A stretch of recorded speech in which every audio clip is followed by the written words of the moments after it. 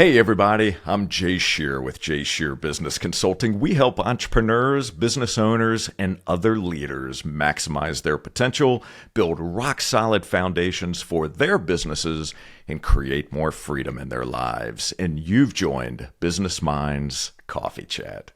A wise man said, "It's just as easy to think big as it is to think small." Well, you're about to meet that man.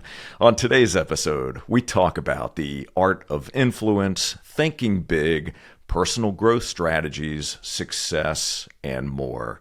My guest is a husband and father, one of the top speakers in the world today, a New York Times and Wall Street Journal bestselling author of more than 24 books, and a personal development and leadership coach. His list of speaking clients includes GE, Cisco, Microsoft, AT&T, Harvard Business School, and many others. Please welcome the man who's helping us grow our influence and create more impact, Chris Widener. Chris, it is so great to see you. Thank you so much for being here today. Hey, Jay, thanks for inviting me. I appreciate it. Absolutely. It is my pleasure. So, Chris, before the cameras were rolling, we were talking about a couple of things, one of which is your personal mission statement. I would love for us to start the conversation off with just that. What is your personal mission statement? Sure, I'll tell you what it is, and before I do that, though, I'll tell you sort of the two parts to a personal mission statement from my perspective. I've had this for 30 or 35 years. First of all, it should focus on your strengths. And second of all, it should be what you want to achieve utilizing those strengths. So, and you'll get that when I tell you mine. My personal mission statement is I will use my writing and speaking skills to help other people turn their potential into performance, succeed in every area of their lives, and achieve their dreams. So when somebody calls me up and says, "Hey, do you want to come teach a ceramics class?" Nope, I don't, because it has nothing to do with my skill set. My skill set is writing and speaking, my primary skill set, writing and speaking. If they say, "Hey, do you want to help us on the school fundraiser by doing the finance accounting?" Nope, I don't, because you don't want me taking care of a spreadsheet, right? But when somebody says, "Would you like to be on a podcast?" Absolutely. Would you like to come and give a speech? Absolutely. Would you like to write an article for our periodical? Absolutely. Those, because it starts with, what am I going to provide the most value? I'm going to be most likely to provide value if I'm operating out of my strengths, my giftedness, and those kinds of things. But then what do I use those for?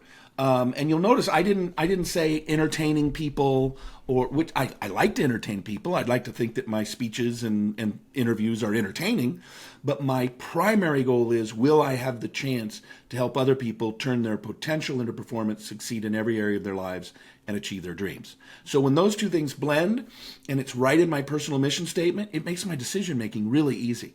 So when you know who you are and what you're supposed to do, it makes your decision making really easy in terms of what you're gonna involve yourself in. I love that. And when we think about mission statements, often we think about a corporation's mission statement, mission, values, goals, etc. So what you just described here, having a personal mission statement, is that something that you would recommend all of us create for ourselves? Yeah, I would. I think it helps define. It creates some definition for us, and again, it acts as guardrails, or it keeps us channeled into what we're supposed to be doing. We are given so many opportunities to serve, to help, to join, to participate. We could book ourselves completely solid if we said yes to everything. So we really need to learn how to say no to most things. And the way that you can do that is by having a personal mission statement. This just doesn't meet my personal mission statement, so it's going to have to be something that I'm going to have to turn down involvement in. Yeah, I think that's very powerful. And, the word boundaries comes to mind as you were talking about that. Yeah.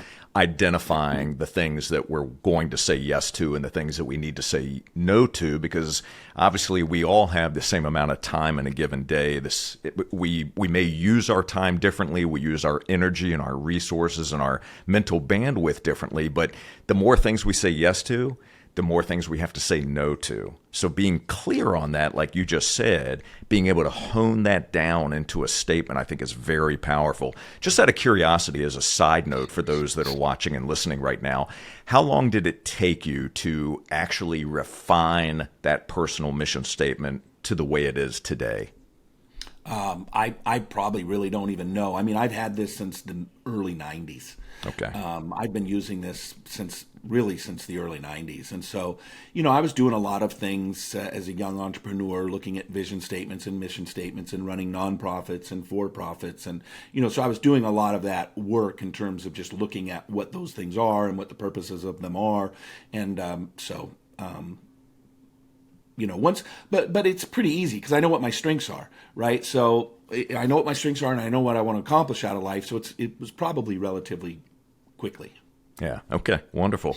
So, Chris, there are moments in life that can define us, or shape us, change the course of our lives. What is one of those moments that you've experienced? There may have been many, but if you were to select one that just comes to mind when you think about those big moments, what is one of those for you? Well, the biggest moment was the summer before my senior year of high school.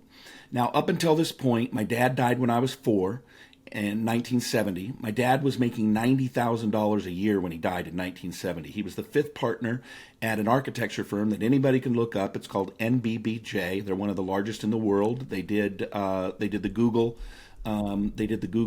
campus. They're based out of Seattle, which is where I was raised. And my dad was not an architect. He was the CFO. And just interestingly enough, he had 150 architects at the time. Now they have probably 7,500 architects and offices all over the world. But he was doing all of the accounting for NBBJ in 1970 with an abacus and a slide rule. If you can imagine, right? I mean, the kids today are like, "What's an abacus? What's a slide rule?" I still have one. Yeah, they just pull their phones out and they go, "Hey Siri," and they just ask, and it says, 4.8978, But so anyway, he was making $90,000 a year, but he only had $30,000 worth of life insurance. So my mom had to sell the house that we were living in, which recently sold for $3.2 million. He paid $55,000 for it in 1968. And which is kind of interesting when you think about housing prices now. He paid 2/3 of his annual income for a beautiful mansion. Some would call it a mansion. It was in the Sandpoint Country Club, overlooking the country club, overlooking Lake Washington, overlooking the Cascade Mountains. And now, people will spend 7 times their annual income on a house. So that's sort of an interesting sidelight. It is. It began a downward spiral for my mother and I. She had to sell that house because she couldn't afford a $400 a month mortgage payment because my dad was severely underinsured. And so I began to get involved in drugs and alcohol starting in the 5th and 6th grade. I lived in 28 homes, went to 11 different schools. My mom shipped me off to live with relatives twice, once in the 4th grade, once in the 9th grade. She had borderline personality disorder, so I was beaten with absolutely anything long and flexible that you can find in a house. Electrical cords, belts. I remember the best and worst Christmas of my upbringing was the year I got Hot Wheels because I loved Hot Wheels. But then I looked in the box and I saw all those long 3-foot strips of orange plastic. And I thought, oh boy, how long until I get beaten with a Hot Wheels tracks, which it wasn't long. And so all of that to say, I was just a really lost kid. I made most of my money growing up betting the horses at Long Acres Horse Track. And I knew nothing about God. And the summer before my senior year of high school, I was spending the night at this pot-smoking buddy's house. And Sunday morning, his mother, her name was Janie. She was all of about 5 foot tall. She throws the door open Sunday morning at about 8 in the morning, goes, "Get up, we're going to Sunday school."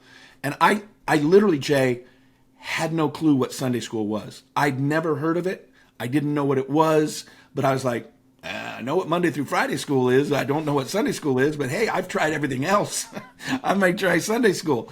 So I went there. Long story short, they had a good old boy as their youth minister. He was from Helena, Montana, and his name was Sam.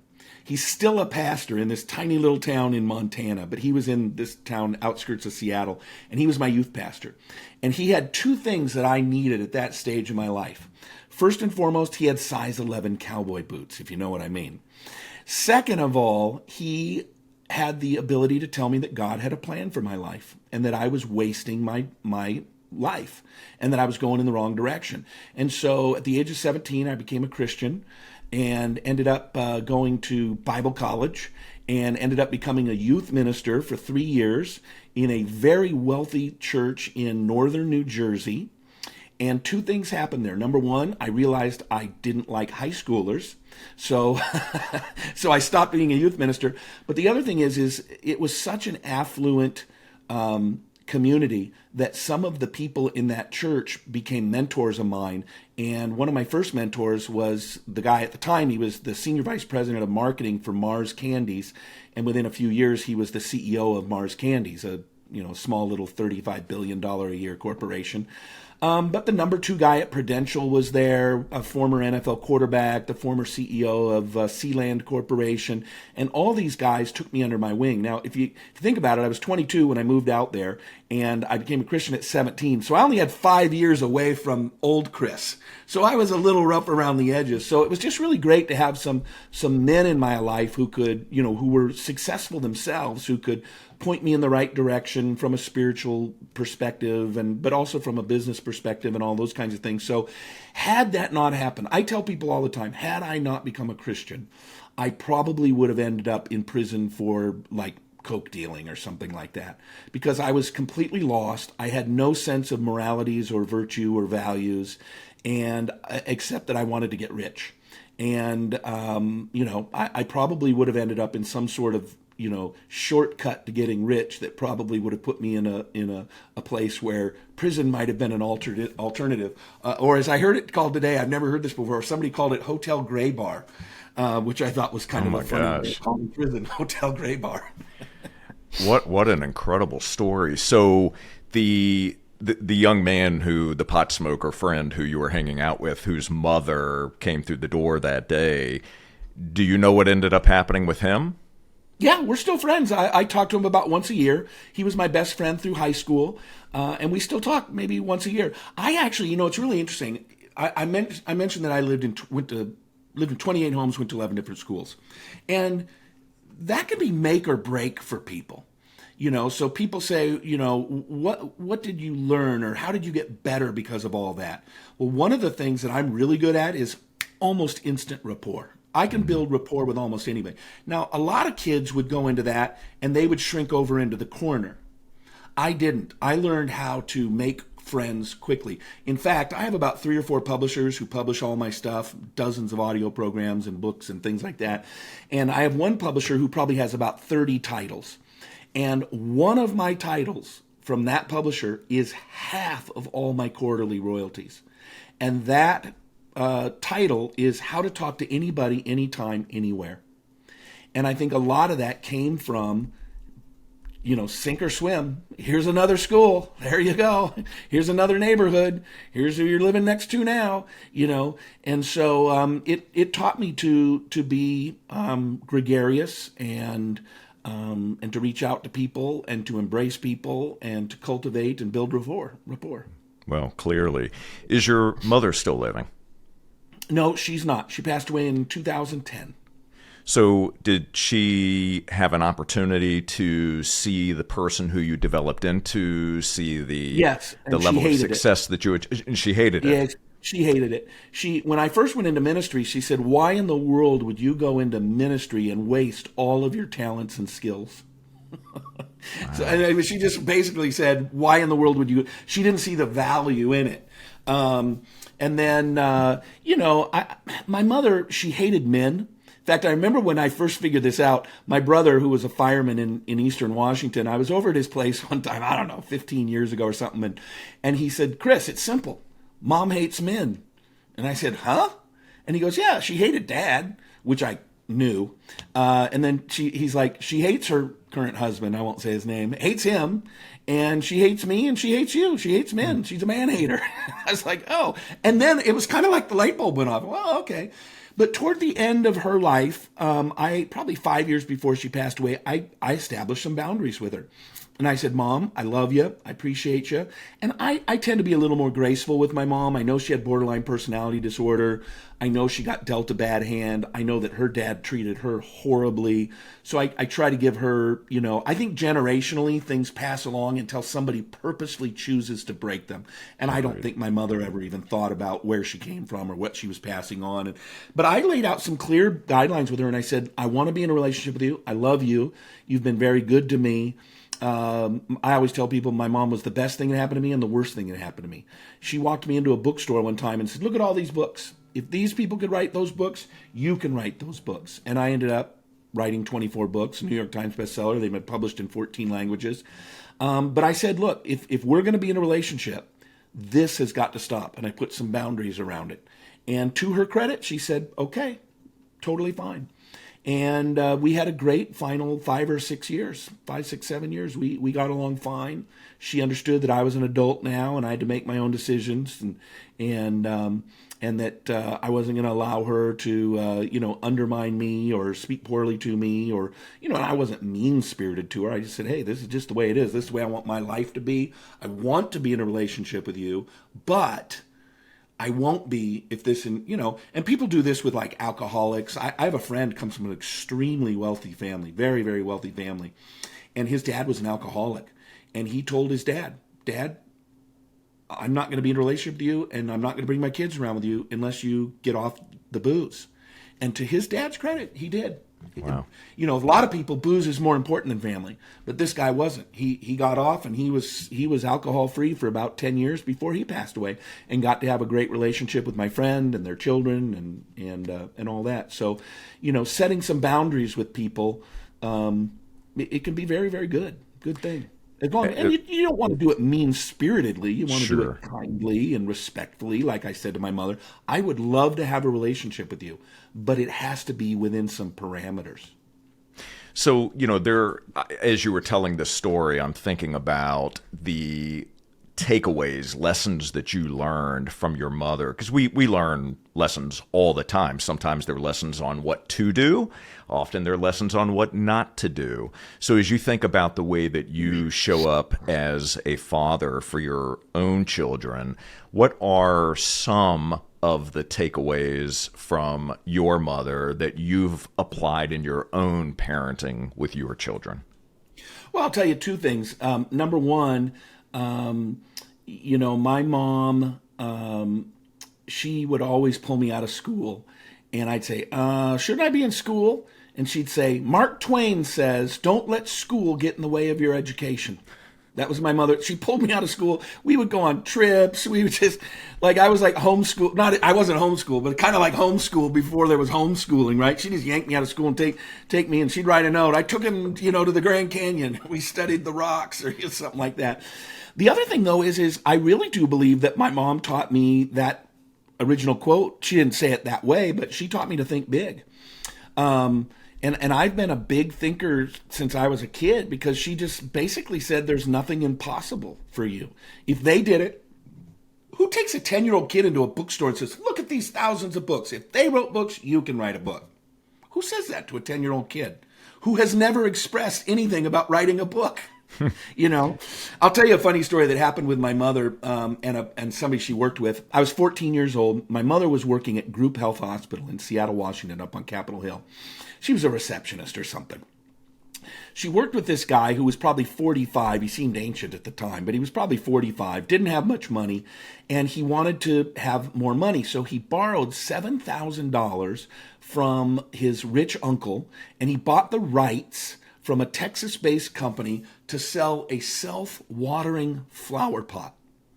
So here's what it looked like. It was made out of like Tupperware material, that hard-shelled kind of plastic.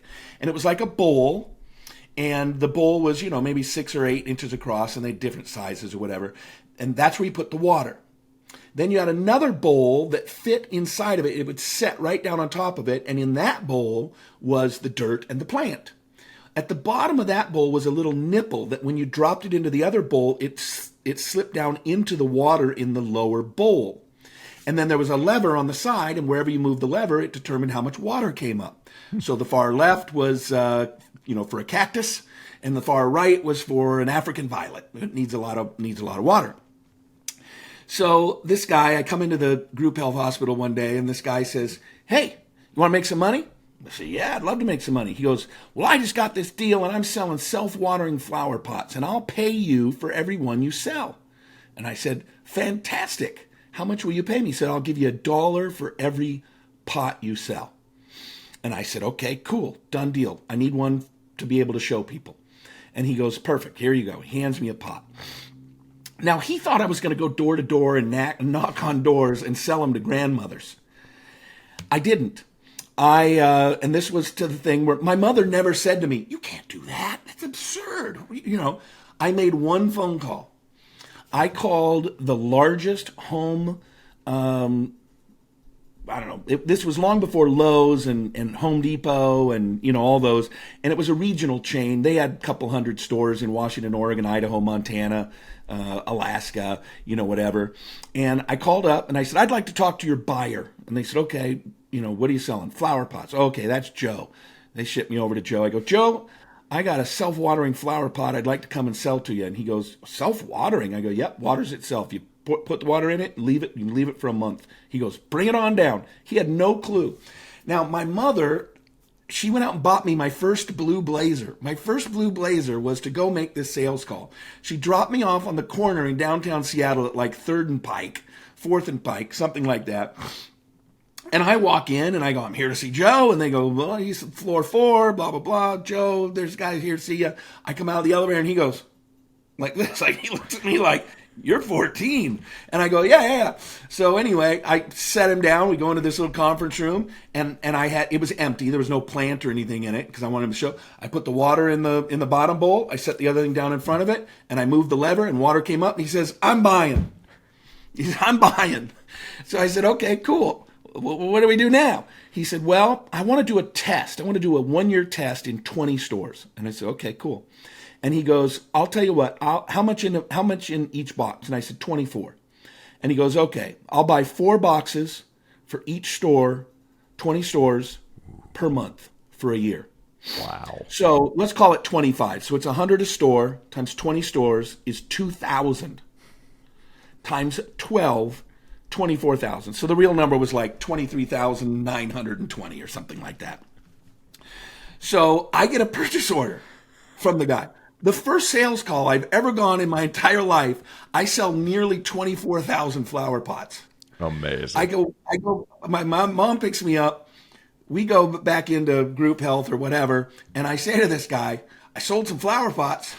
And he goes, how many did you sell? I said, 23,875. Now, listen, Jay, that's a funny story. And there's a great lesson in that. There's a great lesson in what happened. This guy was so terrified of success, he called the company back and got his $7,000 back and quit the business. Oh. He was terrified. Wow. And the funny thing is, Jay, it was a drop ship. It was a drop ship. Yeah, these guys want 23, and then process it and put the money in your bank account. Now, I don't know why my mother didn't beg, borrow, and steal $7,000 from somebody so that we could get it. Because if I was making $1 a pot, he was probably making $2 or $3 a pot. I mean, who knows? So anyway, but that was a great lesson. My mom taught me. She taught me to think big. And I told my kids from the very beginning, I taught them a lot of things, but one of them was, you can do whatever you want to do. You do whatever you want to do. You can do as much as you want to do. You can do as little as you want to do. My son decided when he was about 8 years old, he wanted the Naval Academy. Well, when it got time to go into the congressman's office, he walked in, sat before a board, and he walked out with an appointment to the Naval Academy, the Air Force Academy, the Merchant Marine Academy. The only one he didn't get was West Point, but he didn't even go in for it. He just went in for the Naval Academy. Well, then he decided he didn't want to do that. He wanted to go into a regular engineering school, and so he did. But that dream that started at 8, I said, you can go to the Naval Academy. If you want to go to the Naval Academy, you can go to the Naval Academy. And he got his appointment, didn't go, but he proved to himself that he could if he would have wanted to. Amazing. What an incredible story. But you mentioned there were some lessons that came out of that story with the flower pot, obviously thinking big being one. But then you also said something that I think is very important that I don't want to overlook. And it was being afraid of success. So I think about how many people, and you run into people all the time in your speaking engagements and coaching, et cetera, but how many people that are listening right now that are afraid of success, but they don't necessarily realize it or don't want to admit it, but they sabotage the things that they're doing that can lead to success because they have, whether it's something happening in the subconscious, it's an identity, a belief, something that's holding them back. So speak to that for just a moment about how we can learn to recognize the self-awareness piece and then what we can do to move forward and change being afraid to thinking bigger. Yeah, well, the belief system is like a thermostat. And I'll tell you another story about my son. My son was probably 22, maybe, I don't know. But when in 2004, I bought my dream house. And it was 10 acres, half a mile of riverfront, 5,000 square foot home, 1,800 bottle wine cellar, swimming pool house, gazebos all over, three acres of manicured grounds. My front gate was 500 feet long, brick pillars, wrought iron fencing, big double, I call them the Elvis gates, quarter-mile circular driveway. I had driven by this home for 21 years. And when I finally was able to buy it, I bought it from the original owner. And I used to stop in front of that house and say, I'm going to buy that house someday. Well, Christopher goes in and he wants to get a job at this mattress company that had 300 stores from the Canadian border to San Diego. There were 300 stores. So he gets an interview and they call him up and he walks in and they go, hey, lucky for you. I'm Joe, the district manager. But hey, today we've got the state manager here with us and we've got the owner of the company who happened to be in town and he wants to sit in on your interview. So my son's like, okay, cool. So he's sitting there getting interviewed and they're asking him all sorts of questions. And at the tail end, the owner, his name was Dan, the company was called Sleep Train and Sleep Country. They merged and then they sold a mattress firm. And the owner says to Christopher, if you hit 50% of your goals, you'll make $50,000 a year. If you hit 80% of your goals, you make $80,000. You hit 100% of your goals, you make $100,000. You hit 120% of your goals, you make $120,000 a year. Which one do you see yourself as? And my son laughed at him. Just laughed at him, chuckled. And the owner got miffed. And he goes, you think that's a funny question? And my son kind of looked at the other two guys and looked at this owner and said, is that an actual question? And the guy's indignant. He goes, yes, it's an actual question. And my son goes, oh, well, 120. And then he leans forward and he goes, does anybody answer anything else? At which point the owner laughed out loud. He goes, yes, actually, almost everybody answers something else. And so they wrapped up and they said, we'll call you in a couple of weeks. We'll let you know if you got the job. So he's driving home. 10 minutes into his drive home, he gets a phone call. And they said, you're hired. And he goes, oh, I thought you said it was going to be a couple of weeks. They said, no, Dan loved your answer so much that you are hired immediately. Well, he became the number one salesman in 300 stores within like 6 months. They moved him up to store manager. He was in the top 2 or 3 store managers of 300 stores within, another year. But he gets home, and this is what I'm driving towards. He gets home and he says, Dad, he tells me the story. He says, Dad, why would anybody answer anything else? And I said, well, Christopher, look at the house you were raised in.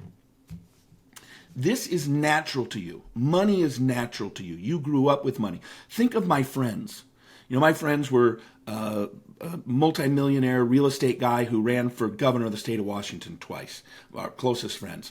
The president of the Seattle Mariners, multi-million-dollar real estate investors, all across the board. And I said, just by being in the house when they're over and we're having dinner or cocktail parties, you heard numbers that raise the bar. You see yourself that way.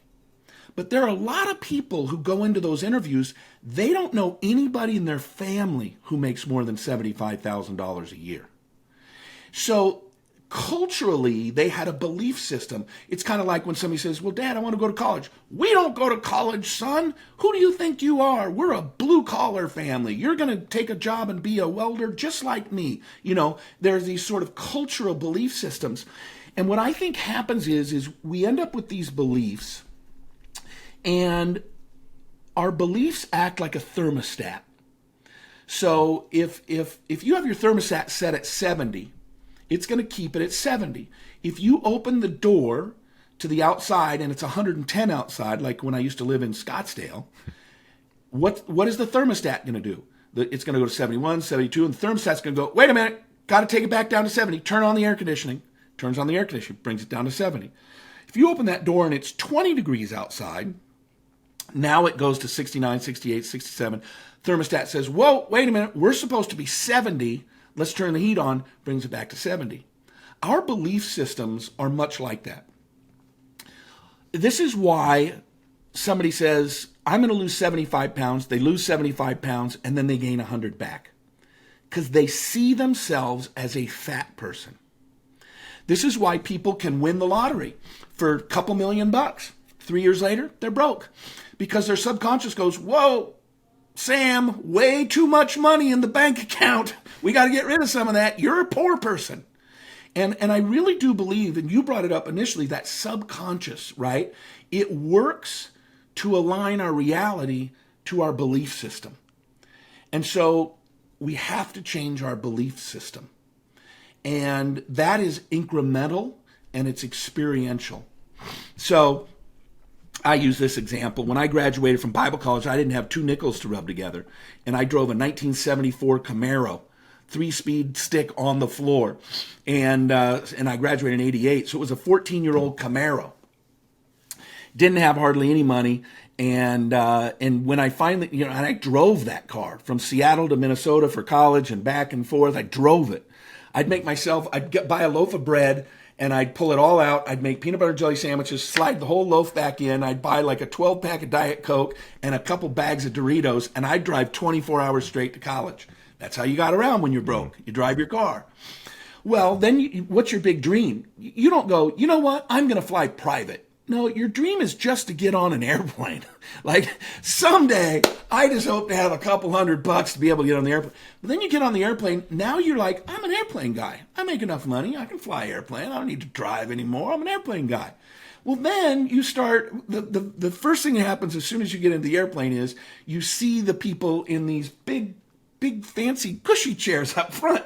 And they all do this with their newspaper, like they don't want to look at the chaff or the chattel as you walk to the back of the bus, there's the great unwashed getting on the bus, honey, and so you start going, someday I'm going to fly up here in the fancy cushy seats, right? Well, you see what's happening is incrementally. You don't go from driving a 14-year-old Camaro to flying private. You go to let's just get on an airplane. Then let's just get a better seat.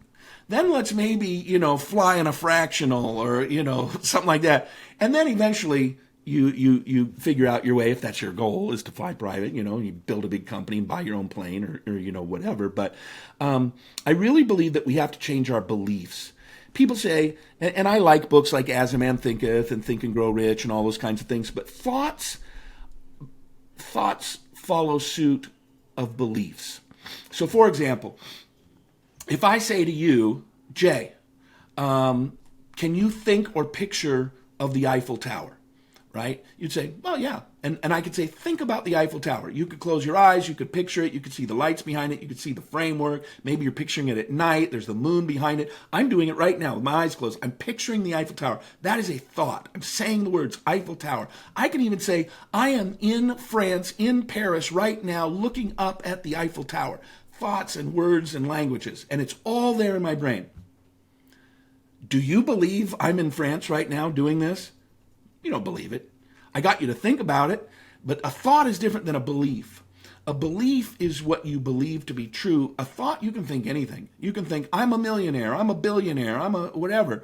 But you're going to really believe what you look at in your checkbook, because that's going to be what's going to solidify your belief system, right?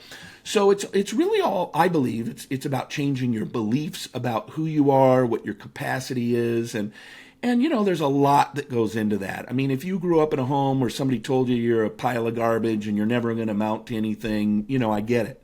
That's harder because you have these deeply ingrained negative belief systems. But I do believe that I was taught that I could do anything I wanted. So let me ask you a question then, specifically around beliefs. So you've shared part of your story growing up. You shared part of the story about your mother and some of the things that she instilled in you. What is something that you believed about yourself, truly believed about yourself, that you found out later wasn't true? Something I believed about, well, probably that I could do anything I wanted to. I mean, there's a lot of things I can't do. But I think believing that you can do whatever you want to makes you take more risks. And if you get it right, you're going to actually achieve something. If you believe you can't do anything you want to do, you're never going to even you're never going to make a try. I'll tell you another thing that deeply impacted my life, and I haven't even mentioned it yet. Probably one of the few things that saved me as a kid was when I was 11 years old, I got a job as a ball boy for the Seattle Supersonics. So I spent 7 years in an NBA locker room. The first two, I worked the Sonics locker room. The next three, I worked the visiting team locker room. And then the next last two, I was the lead ball boy for the entire team, and I worked the home team, the Sonics locker room. And so I was around a ton of just people that just achieved the highest levels of sports athleticism. You go back into the 80s and all of those superstars, I met them all. I'm probably the only guy that that has been personally trash talked by Larry Bird. Wow. I was working the visiting team locker room, and he couldn't have been, it was either his rookie year or his second year. And I got in early, and I was getting some stuff situated in the visiting team locker room, and I hadn't put my uniform on yet. So I was wearing my football jersey that I had worn to school that day. And I'm wearing it, and it was number 11, and, just a mesh jersey, right? I'm just wearing it around like it's what I wore to football, or what I wore to school that day. In walked the Celtics. They got there early. And in walked the Celtics. Larry Bird walks right up to me without saying, "Hey, how are you? What's your name?" Nothing. He walks up in that, hick from French Lick accent, and he says, "Number 11? You ain't no number 11. Whose shirt is that? Whose shirt you wearing, number 11? Number 11's a quarterback's jersey. You ain't no quarterback. Look at you. You're a midget. No way. Literally starts trash talking. Well, in hindsight, Larry Bird is the greatest trash talker in the history of the NBA. You just ask anybody who's the great. He would literally tell you, "I'm going to dribble once to my right, once to my left. I'm going to pull up. I'm going to stick it right in your face," and he'll do it. And there's videos of guys saying, he did whatever he wanted to do, and he was a tremendous trash talker. So, Wow. Larry Bird and Dr. J, and I became friends with a guy named Dennis Johnson because he was on the Seattle Supersonics. He was a rookie the year before I started. Second year, third year, we won the world championship against the Bullets, and DJ was a great guy.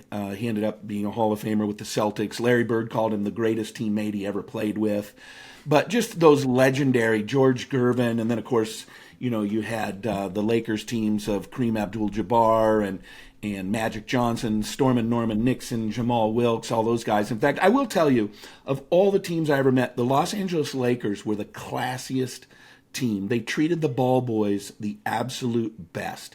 And that's one of my theories in life is how you treat the little people who can't do anything for you other than serve you tells a lot about who you are and what your character is. And they were really pretty amazing. They always tipped very well. They always spoke kindly to you. They always treated you nicely. They didn't condescend. They didn't boss you around. Of course, Lenny Wilkens was the coach of the Seattle Supersonics, one of the greatest coaches in NBA history, one of the classiest guys you'll ever meet in your entire life. I'll tell you two stories from the Sonics that are just great life lessons. My first year, DJ is not a star at all at this point. I think it's his second year in the NBA. And I fell off a roof and broke both my arms.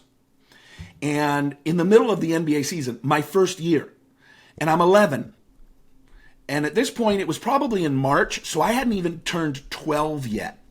And I walk into the Sonics locker room for a game, and I walk into the locker room, and Frank Furtado, the former wrestling coach for Seattle Pacific University, now the trainer of the Seattle Supersonics, and I call him one of the greatest curmudgeons that ever lived. He is sitting in there wrapping Dennis Johnson's ankles for the game. So I walk in, and they both look at me, and they both start laughing. Because, literally, my arms are crinked like this, and they're in cast and up above my elbows. And what happened to you? And I said, well, I fell off a roof and I broke my arm. And long story short, I say to Frank Furtado, I said, hey, can I keep my job? He said, you can keep your job if you can do your job. Well, one of my jobs was to take these 5-gallon jugs of Gatorade to the basketball court. Now, in the Seattle Center Coliseum, you walk out of the basketball court, you walk through the concourse, and you walk down these tunnels. The locker rooms are not even under the building. They're outside the building. If the building is here, they go so far out, it's like 200 yards from the court or something like that.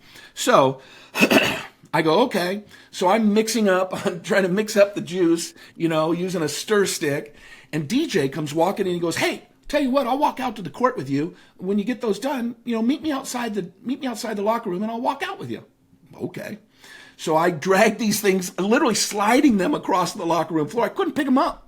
Sliding them across the locker room floor, get them outside. I plop down, I sit down on top. I'm an 11-year-old kid. 5 minutes later, out walks DJ. He has a basketball in his hand. He's going to go out and do a pregame. Hands me the basketball, scoops up both of the jugs.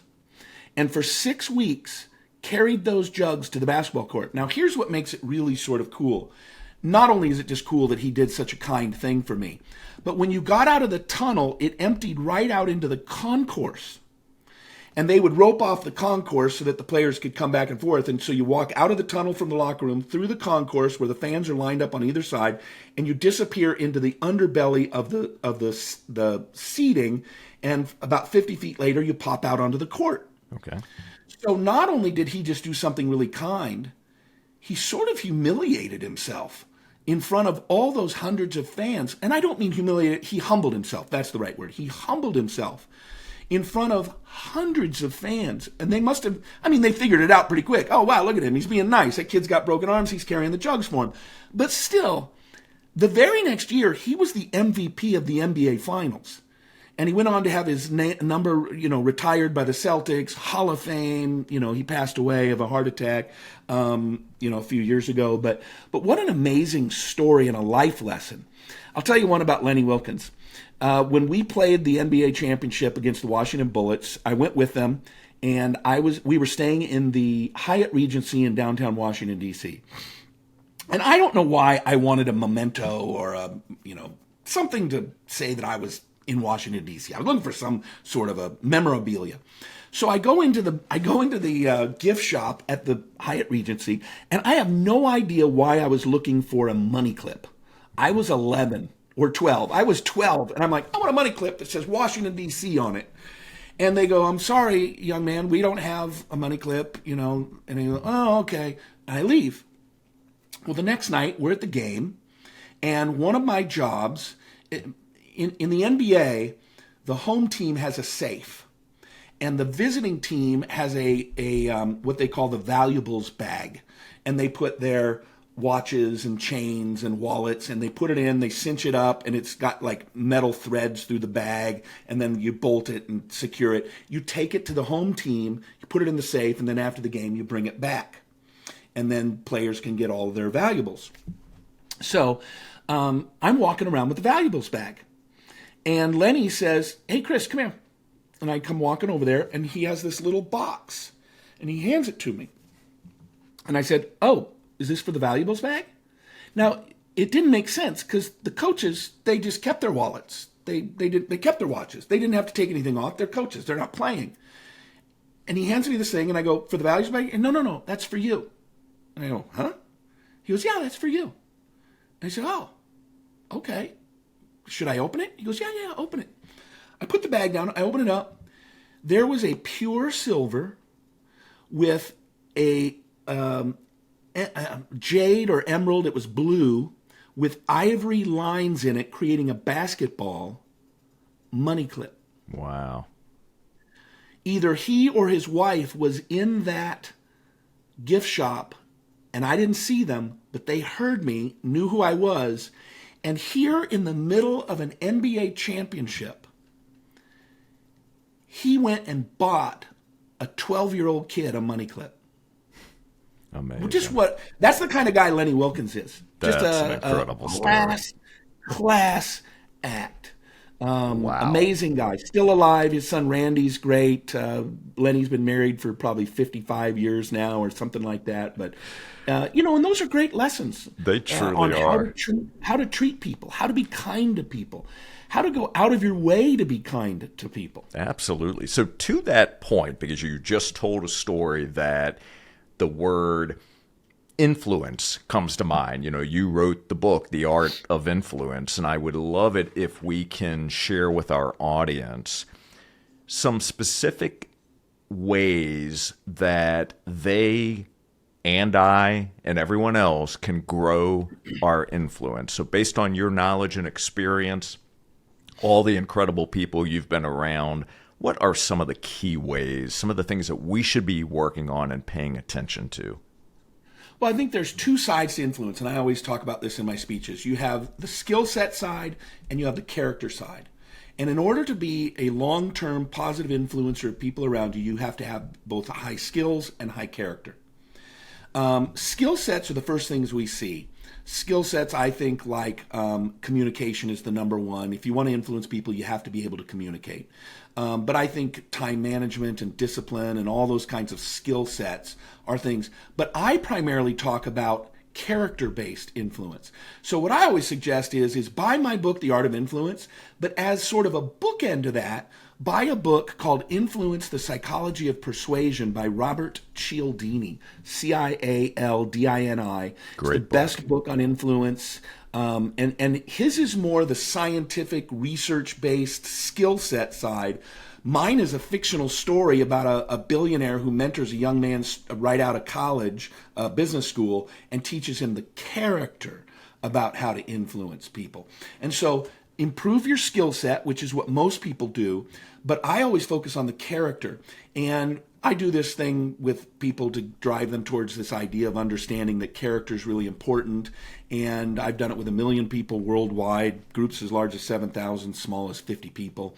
And I always ask them, how many of you have ever gone to a skill-based seminar? Everybody's hand goes up. How to have a better marriage, how to make money, how to grow your business, how to be a better dad, whatever. Skill side. And then I say, how many of you have ever been to a character-based seminar? And virtually no one ever raises their hand. And if they do, I would bet 99% of the time they learned it at one of two places: church or landmark education. Those are the two places where people say, oh yeah, we had to do this whole thing about character and how important character is and all that kind of stuff. I believe that character is fundamentally far more important than skill set. And so in my speeches and in my book, The Art of Influence, I talk about 4 primary ways that we need to improve ourselves so that other people look at us and say, I would like to do business with that person. I'd like to follow that person. And they are integrity. Integrity breeds trust. Attitude. Attitude breeds admiration. Having a positive, optimistic attitude, people admire that.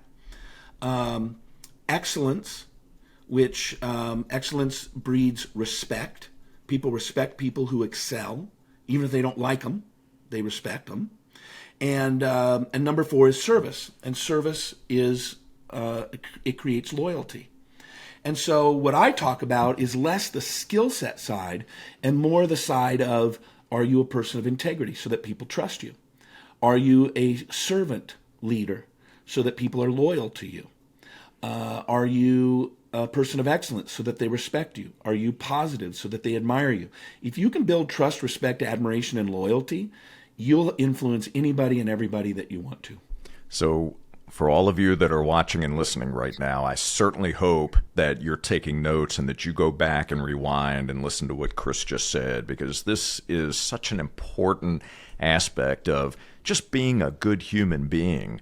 And when it comes to business, when it comes to hiring for a business, so often businesses talk about hiring on skill sets. And certain skill sets certainly are important for certain roles, depending on what it is.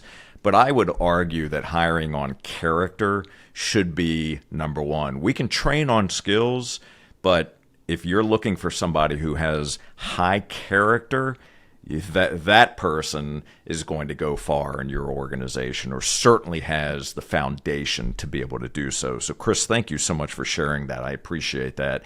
Well, it comes from something that Zig Ziglar used to talk about. And I had a TV show with Zig. Zig was one of my mentors. I was mentored by John Maxwell, Zig Ziglar, and Jim Rohn, three of the legends in our industry. And Zig always used to say, people say, here's what I want to have. Tell me what I need to do. And I'll say this in a crowd, and all 1,000 people will say in unison, do. I want to be a millionaire. Tell me what I need to do. I want to have a great marriage. Tell me what I need to do. Tell me what I need to do. But Zig always said there's one layer below do. It's not tell me what I need to do so that I can have. He called it be, do, have. It's who you are at your core. Then it's what you do, and that creates what you have. So you said you can train anybody on a skill set, and I would say you're absolutely right. So for example, if you take a super hard worker, a disciplined person who's willing to learn and grow, hard worker, disciplined, committed to growth, those are all character traits. You can say, I need you to learn to do this, and they will learn to do it. You can teach a skill. Character is that internal thing that I can't force you to have. You either bring it or you don't. Now, if it's super, super intricate, it would take me forever to learn, molecular engineering or something like that. It's not a skill set I could if I had 15 years to do it. But, generally speaking, I think you're right. It's easier to teach a skill than to teach the character. I would also say that character is something that you can't hide. Character rises to the surface. We see all around us today examples of people who don't have high character. We see examples of people who do have high character. And sometimes we think that, that person doesn't have strength of character. But when we start to look more deeply, we start to see that character shines through. So it's not something that you can hide. So if you don't have good character, you can't hide the fact that you don't, because ultimately it's going to rear its ugly head. Well, I give this example. I use a Republican and a Democrat, so everybody can just calm down right now. You can be so highly skilled, you become president of the United States, leader of the free world, with high skills, but your character will undo you. And I'll give you an example from a Republican side and a Democrat side. Two wildly, highly skilled people. The first, we'll start with a Republican, Richard Nixon, one of the greatest politicians of all time. In fact, after he was removed from office, or resigned from office, other presidents called him for decades for advice, particularly on international affairs. He wrote books on it. He was widely regarded as being, one of the clear leaders and people that understood our world. He was undone by a character issue and was not able to even finish his second term. You go to a guy, Bill Clinton. Bill Clinton is probably the second smartest guy to ever hold the office of President of the United States, behind Thomas Jefferson. For sure, the most charismatic guy that's ever been president. I have a billionaire friend of mine who he's a Republican. He does not like Bill Clinton at all. But he got invited to a small group meeting, like 5 or 6 people with Bill Clinton. And he said, I can't believe I gotta go meet Clinton. He just didn't want to do it at all. He comes back, he's like, dude, that guy is like, he called him a black hole of charisma. That's how he described Bill Clinton. Wow. He is a black hole of charisma. He just sucks everything in. And I said, well, what is it about him? He said, Chris, and this is a billionaire. Money, the yachts, the mansions, all over the world. If I told you what company he owned, everybody on the call would know. And he says, Chris, he said, he makes you feel like you are the only person in the room. He's just got this talent, this skill set of immediate rapport that just sucks you in and makes you feel good and all this kind of thing. But great skill set, second brightest intelligence of any president besides Thomas Jefferson, undone by lack of character. Not able to do what he could have done because your skill set is undone by your character. Because you see skill before you see character. You know, if you and I sat down at a table with 8 other people and somebody gave us a task to do or a little group exercise, the first thing we would notice is skill set. Oh, she's really good with math. She's a really good communicator. Maybe she should do our presentation. You know, we would peg skill sets almost immediately. Sure. She's a critical thinker. She seems to know marketing. You know, I wouldn't know if you're an axe murderer until somewhere down the road. Right? So this concept is you can be a great leader with high skills and no character for a while. But not forever. Because eventually people want to follow people who they trust. And trust comes from character and primarily integrity. Absolutely. Well, you heard it, folks. So high skills, high character, number one. You blend those two together with discipline, you build trust, you build amazing relationships, and improve your level of influence. So, Chris, as we are wrapping up our conversation, I could have another conversation with you for a couple more hours because there's so many areas I'd love to go in. But bring me back for round 2. We are absolutely going to do it. But I did want to ask you 2 quick questions as we're wrapping up. Number one, and we do have all your social handles, links to your books, etc. We're going to put that in the show notes. But what is the greatest gift that life has given you that you didn't realize at the time? The one great gift that life has given you that you didn't realize at the time? Well, aside from my wife, who I think is the greatest gift that I've had, and my children, I think probably you're probably not talking about something like that. I would say my ability to talk. You know, people say, "What's your greatest gift?" And I say, "Talking." Talking's taken me all over the world. In fact, my mother used to say, before she died, she'd say, "People pay you to do what I told you to stop." And I'm like, yeah, they pay me a lot. And, my mom bought me a Mr. Microphone. Do you remember Mr. Microphones? I do. I had a Mr. Microphone, and I would literally introduce my mother when she came home from work at night. Like, I'd tune it into the radio.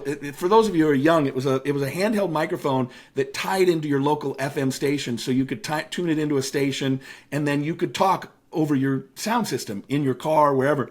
And my mother would come in and, "Ladies and gentlemen, boys and girls, Charlotte Widener, welcome home." And she was like, roll her eyeballs, like, oh my gosh, who is this kid? Well, in high school, I was the morning announcement guy. It's as soon as the buzzer goes for homeroom, and I'm the guy that gets on. All right, it's Friday, May 4th. Today for lunch, we got fish sticks and tater tots. The boys' junior varsity basketball starts at 4:00 in the gymnasium. You were that guy. I was that guy. Now let's stand for the Pledge of Allegiance, and that was my deal. In college, I went to Bible college for 2 years, and then I transferred to a school in Minnesota, and then I went back to Bible college because they didn't offer the math and all that stuff. So I went to this college in Minnesota, and I was a basketball player. At one point, I owned my high school assist record, and that was my thing. I worked for the Sonics. I was a good basketball player. And people say, well, how long ago was that? And I'm like, 40 pounds ago. That's how long ago it was. But my junior year, I didn't even try out for the basketball team because I knew that no coach with his right mind would pick a junior who was only going to be there for 1 year when he could pick a freshman who could play all 4 years. Like, I'm just not getting that spot. So I saw this announcement in the student newspaper that said, we're looking for an in-house announcer for the basketball games. The guy that sits courtside and announces the starting lineups and all that kind of stuff. So I thought, oh, well, that would be a great job. So I go into the stadium. They did it in the stadium. So we're in the stadium, there's all these seats, and there's like 6 of us show up, and they go, okay, they handed us all a sheet of paper. It had 2 rosters, and they said, we want you to just take us from your opening announcement to the introduction of the starting lineups and announce that end with the announcement to stand for the Pledge of Allegiance or the national anthem. Okay. So they go, who wants to go first? And I go, I'll go first. Because you have to remember, before I turned 18, I went to 750 NBA games. And we had the same announcer my entire time in the NBA. His name was George Tolles, T-O-L-E-S. And George had the same exact thing that he said every single time, and it was playing on a tape in my brain. So they go, who wants to do it first? And I said, I'll do it first. They said, okay, there's the microphone. Go sit down, hit that mic, and you're live. And I go, good evening, ladies and gentlemen, boys and girls, and welcome to Concordia College, where your Concordia Cobbers will play host to the St. Thomas Tommies. And now let's take a look at your start. Like it was, I'm 57 years old.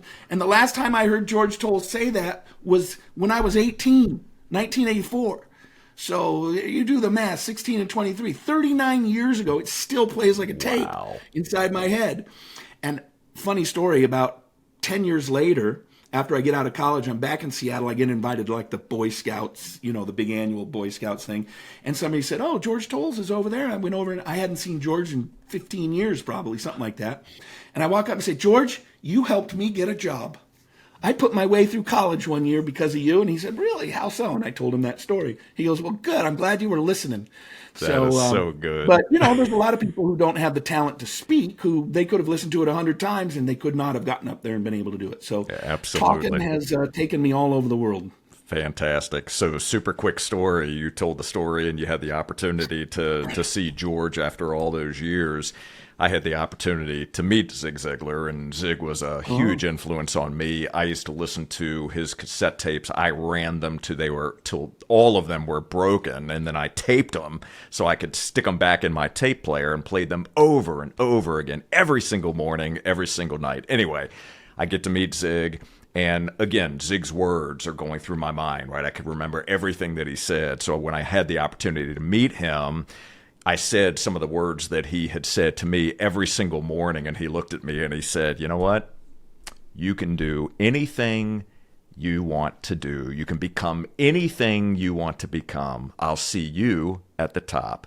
And that's all he said to me. And it was about 30 seconds. And I shook his hand and I walked away and I felt like I was on cloud nine. It was an amazing experience. Zig was the kindest man. People say, who's the most impressive person you've ever met? I've met them all. Billionaires, presidents, senators, rock stars, professional athletes. Zig Ziglar was in a league of his own. He was a man of faith who was not heavy-handed with it, but he was open about it. One of my favorite pictures of all time is a picture of him and his grown son, Tom Ziglar, who runs the business.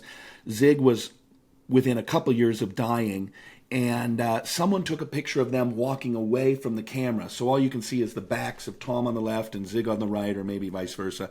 And they were holding hands. Yes. And every year for Father's Day, I post that picture of Zig and Tom on my Facebook page. I have no pictures of me and my dad.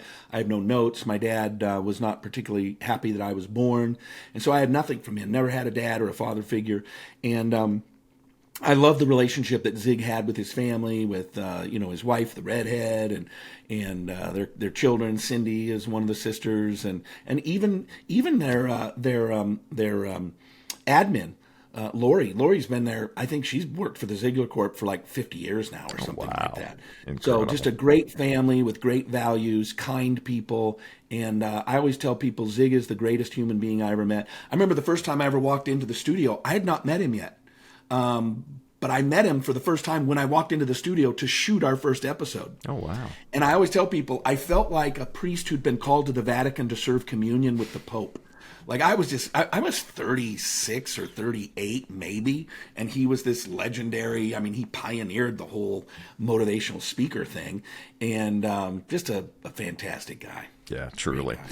So I thank you for sharing that story. So here is my final question as we wrap up. Please share a challenge with our audience. What would you challenge us and me to do?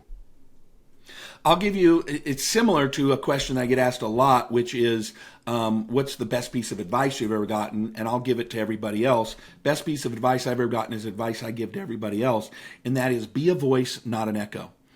And it appears as though Albert Einstein said it. If you look on the internet, it just doesn't seem like something Albert Einstein would say. And it just feels like one of those things, that it's kind of like, you've seen the quote, 90% of all statistics on the internet have been skewed, and it's signed Abraham Lincoln. So I don't know that Albert Einstein actually said that or not, but I love what it means. Be a voice, not an echo.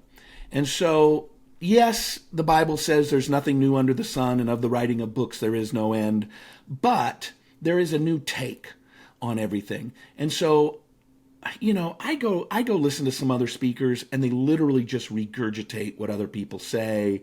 They oftentimes just say other people's quotes without attribution, which just bothers me to no end. I love when somebody puts a Jim Rohn quote as though it's their own, and I always comment on Facebook, "Oh, I love Jim Rohn quotes. Those are fantastic." But be a voice, not an echo, and find out what I believe that everything that happens needs to be interpreted and communicated, right? And God gives each one of us a unique gift and a unique perspective to be able to look at something and to communicate it in an effective way that impacts other people. And so that's what I've always really tried to do is to be a voice and not just an echo. If you think about an echo gets more and more faint as it echoes, and pretty soon you just can't hear it anymore. And a voice can really impact people when you're giving them something that's just deep, And one of the ways you become a voice and not an echo is you have to read a lot, you have to consume a lot, but you have to be alone a lot. You have to think. I have a friend named Mark Sanborn who been a professional speaker for a very long time, probably sold 5 or 6 million copies of his books, and former president of the National Speaker Association. And Mark spends 15 minutes a day with nothing but him and a yellow legal pad. 15 minutes a day, he's done it for 30-something years. And he said, "Chris, do you know what the number one thing is that a thought leader should do?" And I said, "What?" He said, think. There's a lot of so-called thought leaders.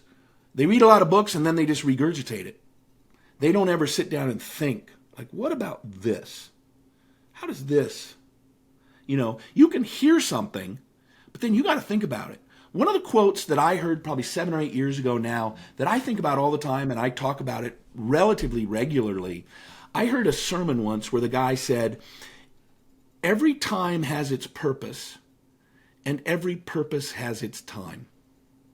I don't remember a single other word from that sermon other than that phrase. And I have thought about that phrase for 7 years, and I regularly think about it. Every time has its purpose. So this is time right now. What is my purpose right now during this time? But then every purpose, I might have a purpose, but it may not be time for that purpose.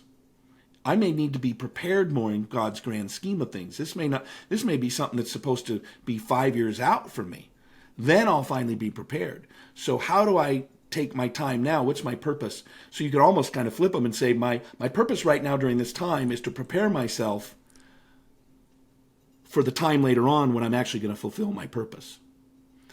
So those kinds of things, you have to grapple with them internally. You have to grapple with them mentally and intellectually and emotionally and spiritually and all those kinds of things. And the people who do that, if they can combine that with the ability to communicate, those are the people that change the world. That's so very true and incredibly powerful. Chris, you have shared a wealth of information in this conversation today. I want to thank you so very much. I'm grateful for you. I'm grateful for the opportunity for us to have the space to have this conversation. Thank you for sharing part of your story, for your authenticity, for sharing your insights and your wisdom. You have changed lives through this conversation. And for all of you that are watching and listening right now, again, please do yourself a favor. Take notes, go back and re-listen to this episode. There is so much value in here, and there's tons of value in listening to Chris's story. There's insights there and lessons to be learned. Don't miss those. So Chris, again, thank you so very much. Sure thing. And if you don't mind, I'd love to tell people about something I've just recently launched. Please. It's called the Ancient Wisdom Business School. And it's sort of a mixture and a blend of my pastoral days and my business days. And it's a 16-week group coaching course basically based on the book of Proverbs. And the book of Proverbs was written by the richest man who ever lived, the wisest man who ever lived. I always call it the Bible's little success book. But if anybody's interested in a group coaching, which is a lot less expensive than my personal coaching, they can just go to chriswidener.com/AWBS for Ancient Wisdom Business School. So chriswidener.com/Ancient Wisdom Business School. And would love to see them over there. It's a 16-week. You can come in anytime. We're doing it tonight on the day that we're recording this, and we're in session 7 of this segment of it. But somebody can come in on 7, and when we get to 16, we just go right back to 1, and it's just on auto loop. So if you have any sort of faith-based entrepreneurs or business people who might be interested in doing a business oriented kind of thing, but from a faith-based perspective, I'd love to have them join us, and they can register. And when they register, they'll get an email that gives them all the details on how to connect and get together and all that kind of stuff. So I'd love to see some of your folks join us. You got it. Thank you for sharing that. We'll link to that in the show notes as well. And for all of you, thank you so very much for watching and for listening. And I do have a quick favor to ask. Would you please take a moment to subscribe, rate, and leave us a review on Apple Podcasts? We would love to hear what you thought about this particular episode. That allows us to be able to expand our reach and to be able to attract amazing guests just like Chris. And to enjoy more episodes, all you need to do is visit jscherbusinessconsulting.com, click that podcast button, and until next time, keep learning, keep growing, and we'll see you on the next Business Minds Coffee Chat. Take care, everybody.